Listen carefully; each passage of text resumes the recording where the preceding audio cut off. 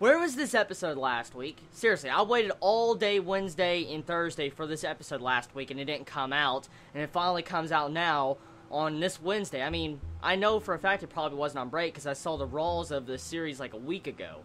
What is taking for so long or forever to translate this? This is a really fucking good series, and it takes so long to get translated. Anyways, episode was very emotional and very sad. The ending got me. Mori-dono sacrificing himself for his lord, Nobunaga, 500 men versus 30 to 40,000 people, and they managed to hold off this massive army for Nobunaga's forces to get there to save the fortress in the city of Kyoto.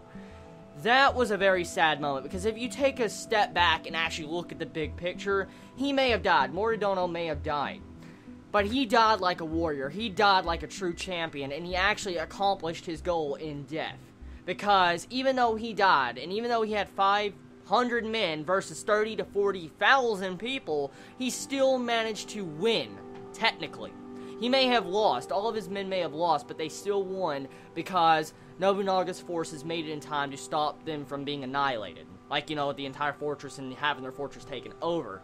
So, that's very sad if you think about that. And what really gets onto that entire scene, what makes it even sadder is that you have Nobunaga look at, you know, Mori-dono in his, like, head. He thinks about it, and he's like, you know what? His children, I'm going to be adopting them. I want to take his children in, and I want to be watching over them. And it just shows you how much Nobunaga really cherished Mori-dono's entire personality or his character, and how he's willing to take in his children and raise them. So, right there, this episode had a different level of emotion than previous episodes, because you actually get to see a major character death in this episode.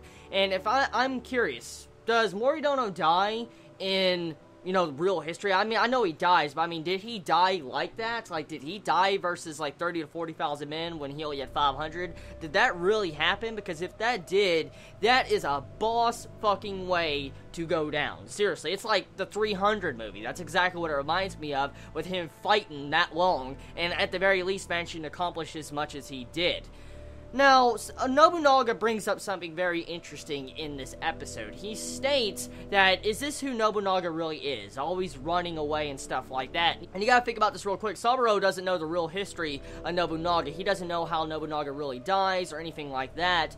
And so Nobunaga probably had to run from a lot of battles. He constantly had to retreat, probably because he was getting betrayed all the time. And speaking of betrayals, there's so many betrayals going on in this episode. Like, you see a bunch of these monks coming in and been trying to help out the other armies of Azai and trying to attack the Oda family and take them down. I mean, there's just so many armies and different families coming after Oda instead of, you know, trying to kill each other. So I could kind of see why Nobunaga lost in the past if that really happened. If all these different countries and states joined forces to take him down, it just shows you how much they were determined to take him down because he was a major threat. He would have accomplished his goal. And besides that, I do want to talk about something else. Now, from what I saw in this episode, there's one thing that bugged me. There was an off-screen fight. Multiple off-screen fights. Nobunaga Concerto has kind of had a lot of off-screen fights since the very beginning, but I really wanted to see that off-screen fight when you saw Nobunaga being charged by the horsemen, when it was an ambush. I wanted to see that so much, but we did not get to see that. Like, it made me upset because I wanted to see how it was going down. I wanted to see, you know, action in this. I mean, I'm not an action horror, but I wanted to see how the action was going to be displayed. And I understand it's not going to be the best thing ever since this is a CGI anime, but I just wanted to see, you know, the action. I want to see a little bit of violence, and I wanted to actually see what Nobunaga, our main male character, would have done in that situation.